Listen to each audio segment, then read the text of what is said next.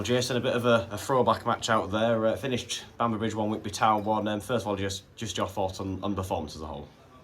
Overall, as a performance, I thought it was excellent. The lads grafted, worked so hard, put the bodies on the line on a very difficult pitch. I think you can't ask any more from them. The pitch definitely wasn't a football game for either team, but they both played the conditions, and I think overall we probably could have nicked it, but we'll happily take a point. Yeah, and it's one of those with the pitch as well. When you turn up at the ground, nice and sunny, but you could tell straight were going to be issues, weren't there? But I guess when you get here, obviously, player safety is the first thought. But in the end, I suppose once you get it, you kind of pleased the game goes ahead. Yeah, definitely. Once we got to the second half, and obviously the rain was lashing down, we just wanted to finish the game. In other circumstances, the game could have been called off at any point, I think. But as a team, we just play percentages, play the basics, and in the end, it got us a result. Yeah, and a poor start to the game really as well, conceding after just 4 minutes in the good half of the pitch, we'll say. And at that point there, you kind of look like Bamber Bridge really up for that one, and I think really fair play to Whitby for managing to turn that around. Yeah, I think we started really slow. Especially the first 10 minutes, we couldn't get a grips with them. They were dominant. But once we got past that 10-15 minute stage, and we started doing what we wanted to do, which was playing to Matty, then play off him, get runners in behind. I thought from then on we were really good. Created numerous chances, but if I'm being critical, when we're getting them opportunities, I think we should quite easily score 3 or 4 in that second half especially.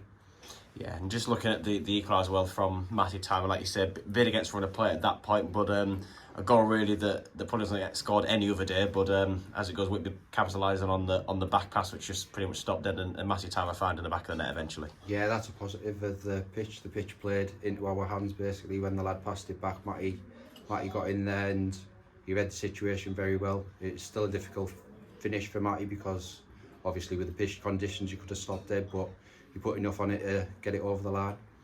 Yeah, and then going into that second half, again, Whitby's having the benefit of attacking sort of the better end of the ground, if you like, and like you say, the numerous chances. Matthew Town had a couple of headers, which is what he's all about, and as well, Donald Chimolino led to what's getting to get a bit more. Yeah, I thought Matty was brilliant today. I thought he hassled, he hustled, and he bullied their centre halves, creating chances for himself and also the other lads. I think when we're getting them opportunities, we've been working on it. Bully's put on some great sessions for the strikers getting in them areas, and I think today we should have probably took a lot more opportunities than we did. The positive thing is that we actually getting in them positions, but now we need to push on and turn them draws into wins when we do get them opportunities.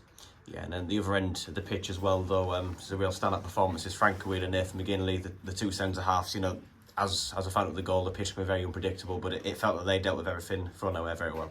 Yeah, I think the whole back four and as a team in general, I think especially the two lads at the back had to deal with a lot of difficult balls coming up, balls in behind, obviously judging the pitch, the balls stopping dead, and they were exceptional today.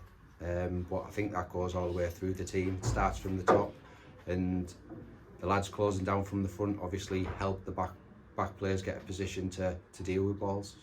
Yeah, and then behind them as well, Shane Bland back involved this afternoon, and probably not the ideal circumstances to bring him back in given the nature of his injury, but the key thing is to see him come through that with unscathed at the end. Yeah, Blandy came through at the end. He was really happy and pleased to get through the game. I thought he was exceptional. His kicking was good. He dealt with balls into the box. Blandy's Blandy, and I think he loved that. I think the weather, the pitch, I think he loved the whole situation, and he was excellent today.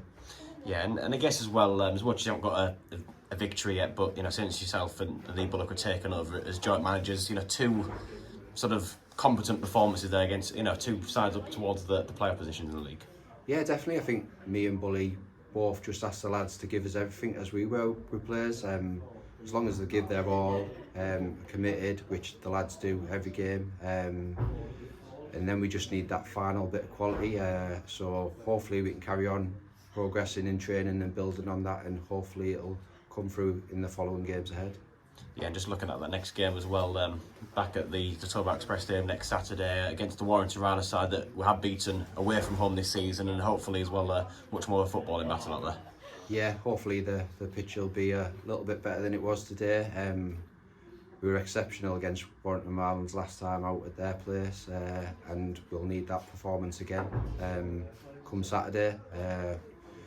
You need a team of 7 out of 10, so hopefully the lads can provide that on Saturday, and we can turn these draws or into victories. Thank you much, Jason. Cheers.